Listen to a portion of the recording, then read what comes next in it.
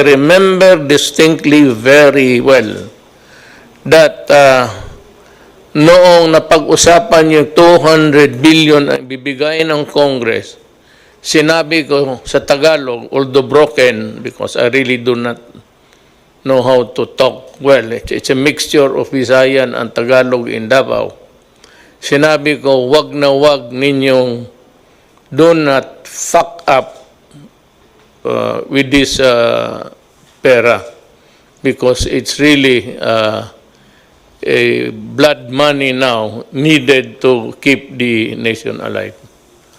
So wala akong I would listen to Secretary Duque, but I gave him the instruction, and I admit it in public now, sabi ko sa kanya, do everything you can. Sabi niya, there's so many proposals, so I do not care. If it's not cheap, if it is expensive, just go ahead and do something about it. Kasi ipit na tayo dito. And those were the early days. I remember yung ipit ako, I was boxed in a corner. Sabi ko sa, even the task force, please do something about it. And the task force is a task force. It's composed of many talents there. Kung ang utos nanggaling sa akin, correct, tama yan. Ako ang nag-utos sa akin, sa sarili ko, na sabihin kay Duque na gawain mo. Ngayon, do not tarry, because sabi ko, there's no more room in the hospitals. And alam mo, sa totoo lang, a pandemic is pandemic. It occurs maybe every, I don't know. But noong panahon ng, well, that was the Spanish flu just before the First World War. Yung talagang maraming milyon ang namatay. But with the advances of science, it's because we were able to come up with the vaccine. The germs are still here, but they can no longer inflict damage on the next generation kasi nabakunahan na lahat. But to say na nawala, you do not kill bacteria and viruses. They linger on for as long as mankind is in this planet. Hindi talaga nawawala yan. Sabihin mo yung diphtheria, well, hindi yan. A vaccine cannot kill. It's the body that provides the defense against those microbes. Ito ngayon, wala pang bakuna. So gusto ko lang malaman ng sambayan ng Pilipino na I take full responsibility ng utos ko na magdalian mo. Wala akong pakialam kung saan ka magkuha, magnakaw ka. And I remember saying it, I do not care whether you go and steal, borrow, or kill a person to get what needs to be done. We would want to start with some explanation to be given by Yusek Lau on the purchase of PPEs and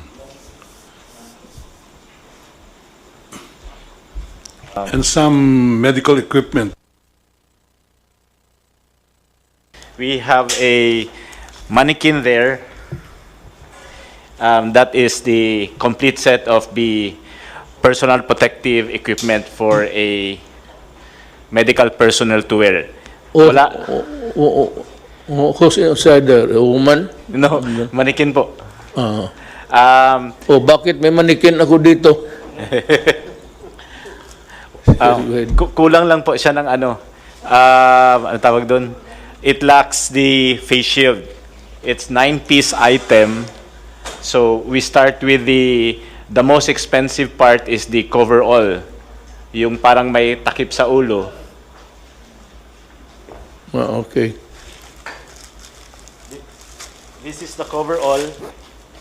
It has a blue strip, which is this is one of the marks of a very expensive coverall, protection gear. This is what we call as Ebola level. Ang Ebola level, it can actually stop even air transmissible viruses. Ano siya? It's lightweight and it's non-woven, may heat seal, even the sewn portion is covered to make sure that pag nagkaroon tayo ng spill, air or liquid, hindi papasok sa balat or sa clothing ng mga doctors. So when you go international, lahat sila itong sinusuot. There's only one country who's not wearing this, it's Korea. Korea has the same item but no heat seal. That's why even yung Korea companies that's trying to provide supply sa Philippines, we cannot accept their item because it's not heat sealed. Now, the difference between heat sealed and not, it's almost 200 to 300 pesos. So, mahal kasi, we have a price from DTI. There's one company known as Conwep. They are producing PPEs locally that will start on June this year. So, we will be buying it at 850 kasi local. But the materials will still be imported from China. But this one, pag imported to, at least 1,100. That's the statement of Senator Lacson, yung 1,097. This is one. Kasi this is actually 1,100. So when you say, they say PPE sa DOH, that's just the coverall. Now we have locally made items like this. Yung mga local kasi hindi siya medical grade. Tela ang gamit, fabric. So pag fabric, may tendency yun na papasok yung tubig. So hindi siya protective. It makes you feel secure, but it's not actually medically safe for you to wear. So let me interrupt you. Yes, sir. So do not buy that kind of overall suit. It is a plastic one that would place the health workers, even if there is just an iota of chance na buhay yan. Tama yan. Yun ang binili mo? Yes po, this Tama is yan. high grade po. Yes, sir. Tama yan. This Walang problema. There is a standard set by DOH and FDA. Ano po to? International standards, and we're following that. We don't go below kasi nga the company Yes. can be sued, we can be sued. I and agree with go you. ahead po. Then I agree with the you. next po, we have the goggles. Yung goggles natin, there are many types of goggles. That goggles po, meron siyang butas but not direct. Pag direct kasi, pag may fluid, papasok siya. So may ventilation but it's called the ventilation na indirect kasi may valve. So air can come in to make sure you will not perspire. The goggles is anti-fog para hindi siya mag-fog. Oh. And at the same time may ventilation so that there will be no moisture. So pag wala siyang ganun, ang tendency you sweat, magpuputi-puti. The next one is we have two types of mask pinapasuot natin sa kanila. Both. We have the N95 or the KN95 and we have the surgical mask. Where is the other one? Nandun po. The other is a surgical. The blue one is the surgical, the white one is the KN95. Okay. It's the standard set by DOH, double mask po dapat ang suotin. And after that, we have the lab gown. The lab gown is isolation level. So the coverall is protective level, even air and water, hindi makapasok. The lab gown is isolation level. It means pag nilagyan mo siya ng tubig, hindi papasok. Pag nilagyan mo ng pressure, saka tatagos yung tubig. So there are a lot of cheaper lab gowns, but they cannot pass kasi po pag nilagyan mo ng tubig, tatagos lang. So it makes you feel safe, but medically, if you're not aware, you are risking your life if you do that. Okay, let me again, pardon. Sinong nagbigay ng specification? DOH and FDA po. Okay. So it's more expensive. Yes po, because it has to meet the standards. Ito po lahat naka-standardized. Even the gloves, sir, is It's powder-free, textured, and either latex or nitrile. Hindi pwede yung PVC or other types kasi masyadong manipis and hindi medical grade. And ang advantage po, lahat ng sinusuot ng mga doctors natin, kahit yung head cover and shoe cover, it does not promote growth of viruses and bacteria, which is very important. Kaya hindi po pwede yung reusable. May binibenta mga reusable sa market. They offer it to us, we send it to DOH. Ang risk kasi pag reusable, pag hindi siya maayos, pwede ka mag-contaminate. That's the explanation to us given by DOH. So it's high risk. Again, I interrupt you. Do not ever do that. Yes, sir. You just throw it away. Yes, sir. If you place a person in jeopardy, he is working, lalo na yung mga doktor, they're fighting for life. Tapon mo na yan. That's the reason why we are spending money. And we will spend money. I said we can always sell everything that we have. Tapon na ninyo yung, kasi I read. Yes, sir. So sa kanila, yung sabulo, goes into the trash can pagkatapos. Paghubad nila, tapo na sa trash can. I just would like to provide you feedback that the director of UPPGH, Dr. Gap Legaspi, had expressed to me that they're very, very satisfied with the quality and the level of protection that these PPEs provide their doctors. Kaya yung infection rate daw nila bumaba, Mr. President. So that is the same is true for all of our other hospitals who are now using this personal protective equipment. That's why I'd like to thank USEC Lloyd Lau for really ensuring that our healthcare workers, doctors and nurses are fully protected using the level 4 PPEs as we have specified. Pag panahong ito, medyo some say na nag-flat na tayo. But ang problema, the number of cases is going high, some 14319. 14,319. Sabagay, the only good thing there going in our favor was that the recovery rate is very high. 3,323. Ang death, 5 lang. Bago. Total of active cases, 10,000 lang. Ano ba talaga itong... Are we on the second, third, fourth, or fifth wave? Or no wave at all? Mr. President, we're actually on the first major wave, major po, of sustained community transmission. Yung pong nabanggit ko na second wave and my assumption, my statement was based on the article that was published by Dr. John Wong of the Epimetrics. Dr. John Wong sits as one of the expert advisors of the Interagency Task Force on Emerging Infectious Disease. And to him, as an epidemiologist, a top epidemiologist, he considers that the 3 first cases in the Philippines, although imported, would represent a minor wave. Maliit na wave lang ho siya, sir. Tapos nagkaroon po tayo ng lull of about a month, the whole of February, and then March, nagkaroon po tayo ng mga umpisang reported cases. Alam mo, huwag ka masyadong ano dito, touchy sa issues because always there will be pro and cons. Pakinggan na lang natin because this is a democracy.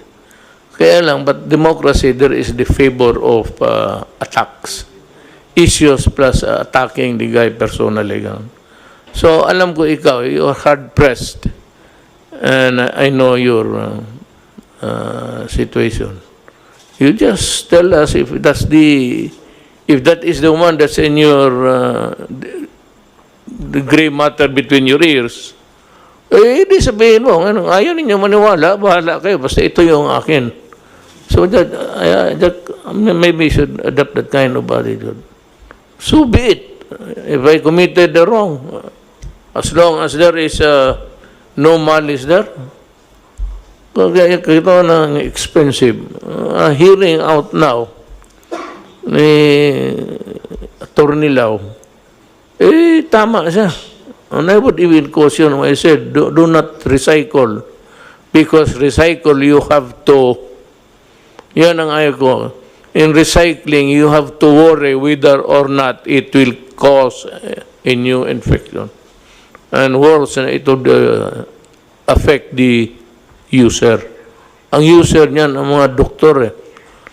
O ang akin lang dito is, I'm looking for, what I'm interested to know is that, is there graft and corruption there?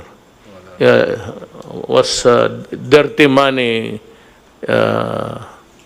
change hands? Kaya talagang, pagkaya na, wala na tayong pinag-usapan, talagang mag-iwalay-iwalay tayo. Pero kung sabi ka lang, nagkamali ka, as it is, yung sabi mahal-mahal ng ano, ito nga yung panahon ng, I said, at the height of the contagion, wala naman akong narinig putang na gustong tumulong. Ngayon sa tayo, sabi, umaabot sa akin, meron dito, meron doon. So, sabi ko, papunta, si Bong, papuntahin mo sila dito at dalhin nila yung produkto. Kaya para tawagin natin ibigay natin sa Interagency Task Force. Wala naman. Let me ask you this very crucial question. I just want to be satisfied, really. Ano itong sinasabi nilang mas mura doon at itong coke na mag-asawang spouses ko are the dealers of itong yung nabili ninyo at mahal? Oh, is there really a price difference there or haka-haka lang nila yan? I do not know these two personalities. Ito pong Ko. Somebody might know about this couple. Perhaps, I don't know if Yusek Lloyd. Ito yung nagpabili. Ahente. Yes, Mr. President, they have offered to sell. They are owners of, I think, Omnibus. The company is known as Omnibus. They are A manufacturing company. no, they are the exclusive distributor of Sunsure in the trading. Philippines. The first document that we have was a letter from them sent to the Secretary of DBM, Madal Avisado, that was sent to PSDBM. Their offer of the automated extraction machine is at 4 million pesos. We also have an email from them offering the said item at 4,350,000, which Senator Lacson is claiming that if you buy it direct from Sunsure, it's only at 1,750,000. As per record, Omnibus Biomedical Systems Incorporated offered it at 4,325,000, and Guidance Management Corporation sold it at 5,274,423. Filanaserve Incorporated at 7,740,000. These are all domestic corporations selling Sunsure equipment in the Philippines. However, during the bid, they did not win because a foreign corporation from Hong Kong-based, which is also an exclusive distributor of Sunsure in Hong Kong, sold it to us, yung mga kits. So, natalo po sila sa bidding, kaya hindi sila nanalo. But they are complaining, why are we not respecting their exclusive distributorship? I think it was correct that it reached Sunsure Corporation because we were discussing with Ambassador Wang through the Chief of Protocol, Robert Borge, complaining about these issues. The officers from Sunsure actually went to the Philippines. I met them last Friday and also yesterday. We met them over lunch sa DBM, And we personally requested that if they sell directly to the Philippines, and they're willing to forego of Omnibus, because they were actually negotiating that since they have relationship with Omnibus, can they use it as distributor, and they are willing to reduce the price. I think Omnibus is willing to reduce the price. But I made a statement, categorical express statement, that we are no longer willing to discuss with Sansure if they go through Omnibus, because they were given a chance before when the government really needed it, and they gave us a very high price and threw the ball to us that you can only deal with us because we're the exclusive distributor in the Philippines. So if we allow them to distribute now at a lower price, we're giving them a reward for what they have done before. Now that we can go direct to Sansure, we suggest that we bypass them, because we can get it cheaper. Second, they should pay for what they have done before.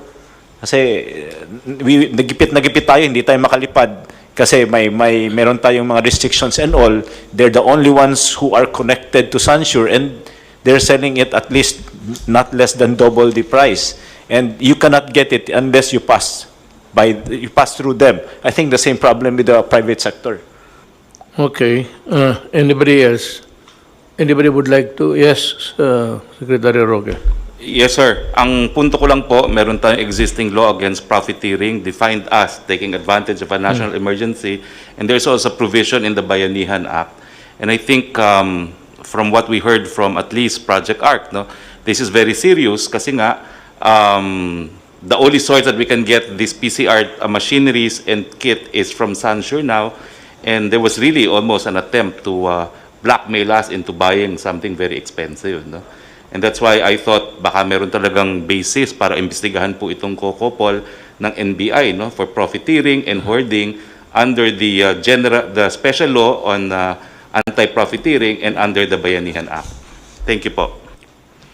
O sige, we will act accordingly in the course of maybe we'll be able to give a statement to the public latest about 3 days. Nakatambak yung papel ko sa opisina, so that everything will be presented to the public in black and white with the corresponding explanations. And NBI should study the matter very, very carefully. Kasi alam mo, itong mga putang inang negosyanteng to, whether it's really an issue of humanity and the greed, yung hoarding na ano, you cannot, it's part of the business practices which you may call not even obnoxious. It's repulsive to the human mind when you start to think about it. But let's look at it on what it is legally. Sans the maybe yung mga suspicion whether it is that. After all, it's not easy to charge a person. I still believe in the if the NBI has the probable cause, then go ahead. But I still believe in the what accruing to government people working, the presumption of regularity in the performance of their duties. Dito na naman tayo sa a more serious problem coming up is the issue of the OFWs coming in. Sa pagka ngayon, meron tayong 24,000 stranded in Manila. And they are stranded in the sense that they are not allowed or they cannot go home because the local governments are not accepting them. So, merong mga pronouncement na ang policy na they will not accept returning OFWs. Ang masama nito, kasi pag ganun ang behavior natin, Secretary Bello says that there are about 302 coming in a short while, and 62,000, 302 and 62,000 are expected to arrive as soon as our airports are open. No, in the, not really confusion, but in the desire to protect their respective territories. Ganon man. And I can say that if that is the way they would handle it, like somebody who's really a chieftain of a city or province during a pandemic time, okay yan. Pero alam mo, hindi naman lahat talaga nagkasakit. And it is very cruel actually to deny them to go home. Nandito yan sila sa hotel because they are not, or they cannot go home. First, because of lack of money and resources. So I have instructed, was it last night, through Secretary Roque, that I am ordering the use of all government assets, whether it's really the air or the sea or the transportation owned by government, that they should be utilized in accepting and probably delivering them to their, if possible, delivering them to their homes, to their families. Na itong coming na 302 is it's a big worry. Now, yung 62 na dadating shortly, pag hindi ninyo tinanggap yan, makagulo tayo ang Pilipinas. Now, let me be very clear. Let me talk about legality para wala tayong sakit ng loob.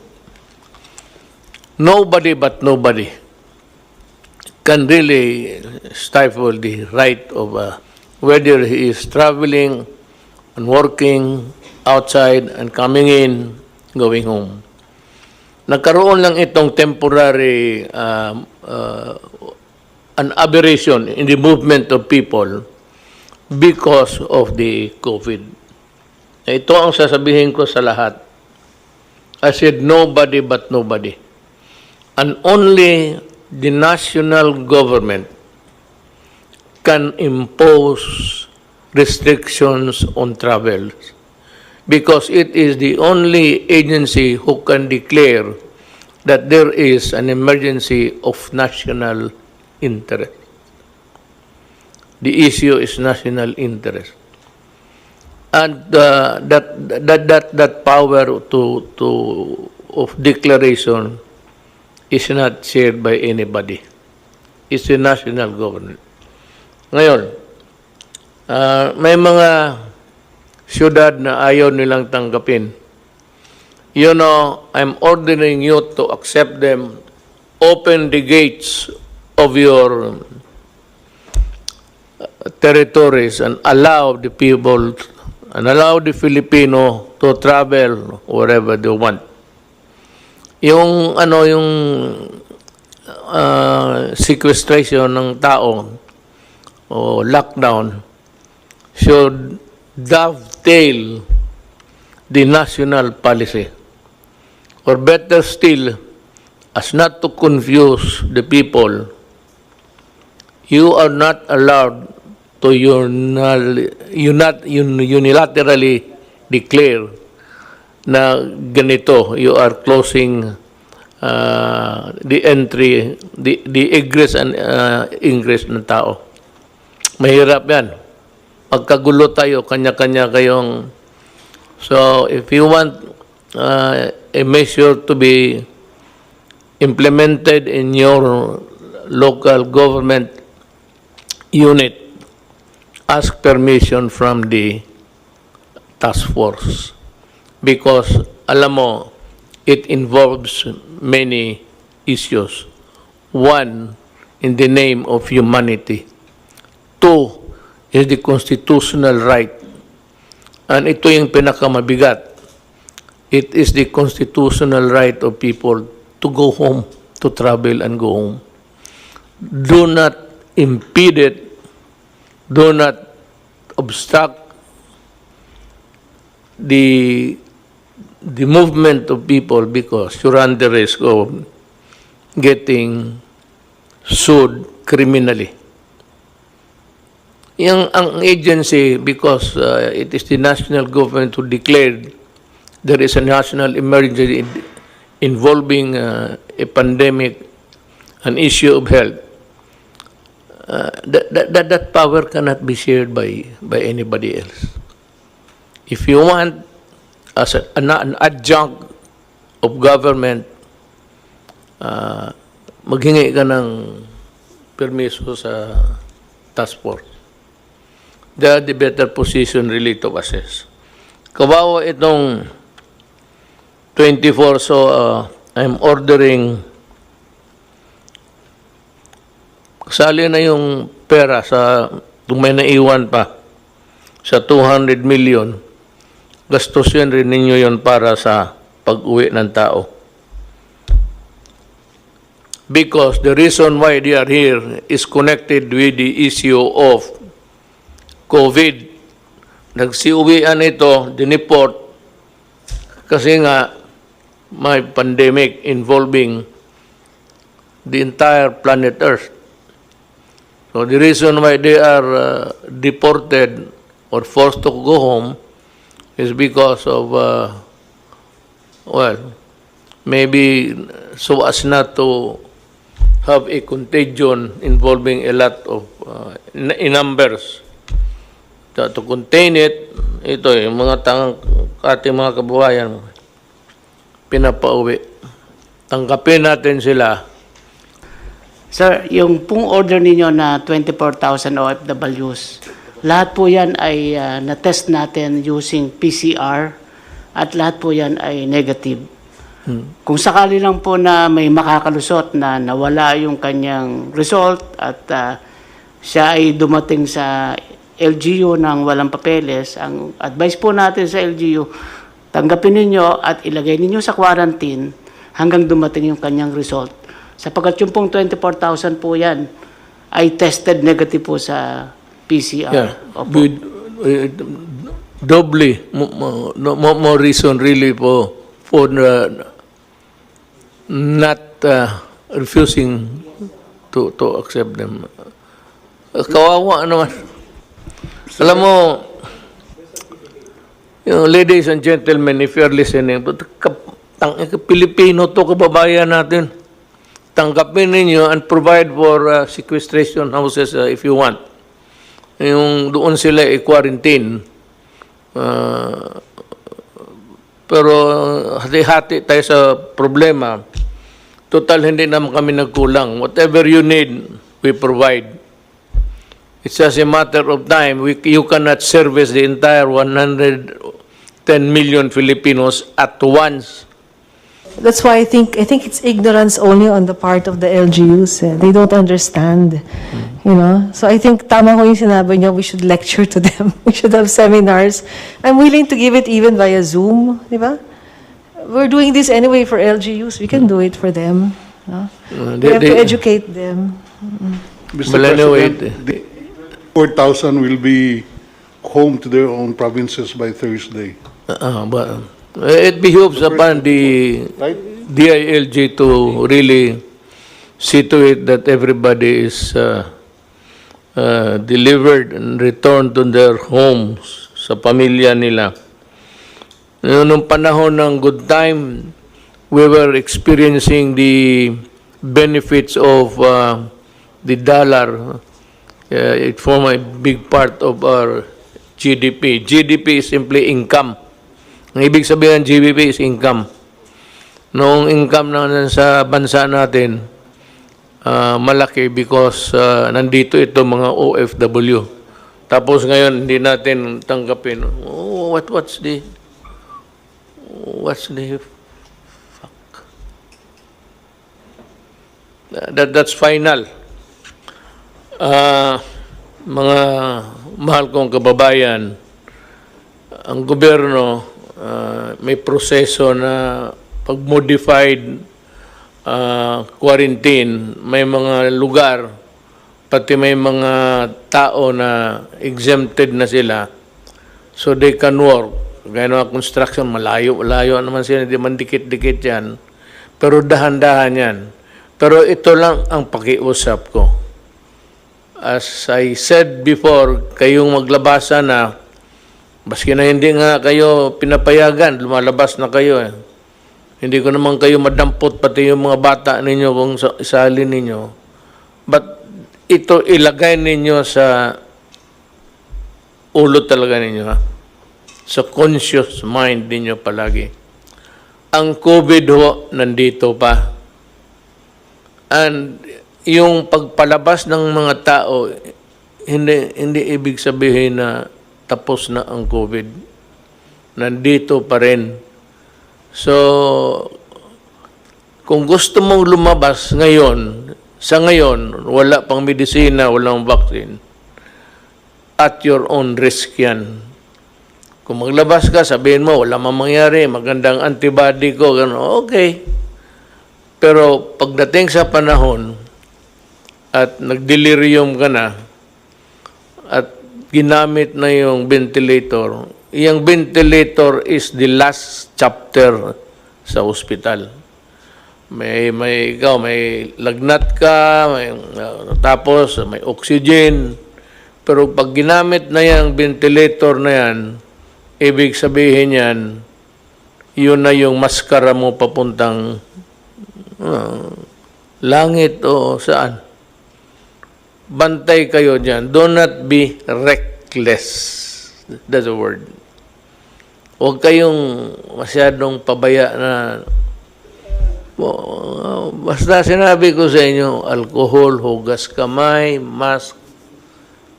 Maglabas kayo, take all precautions para walang sisihan. Gamit ka ng mask, gamit ka. Pag tinamaan ka pa rin, papanahon mo na. At saka, if you are not allowed to go out, especially yung bata, pero malapit na. I think by the grace of God, we will have the vaccine before the end of the year. So, mag-asa na lang tayo sa mga marunong at saka mayaman na mga bayan.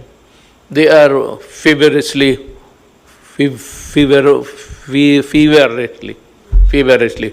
working on it.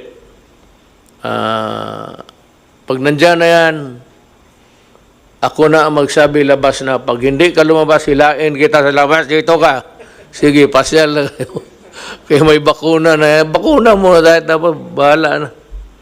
But without the vaccine, it's really danger. It spells disaster. So, mask, hugas kamay. Mga bata, wag muna. Yung opening ng classes, that's a very...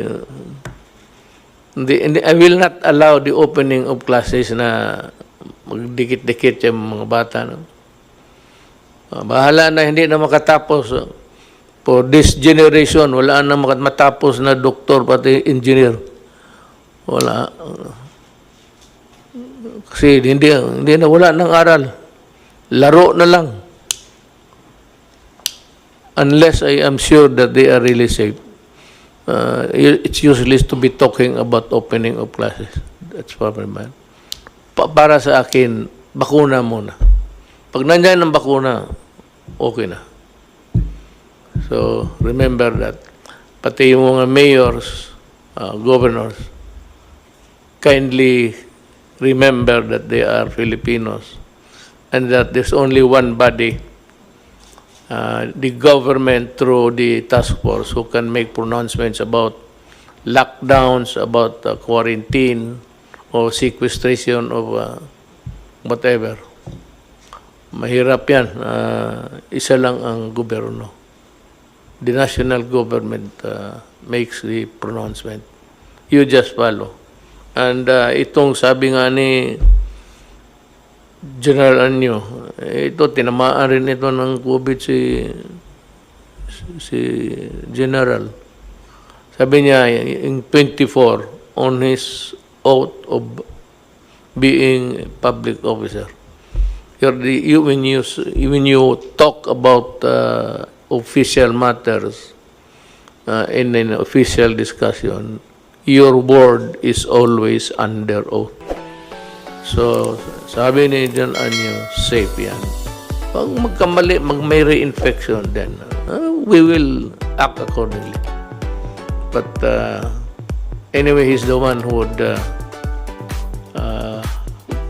i-husband niya yung dual setup. Maraming salamat sa inyong lahat.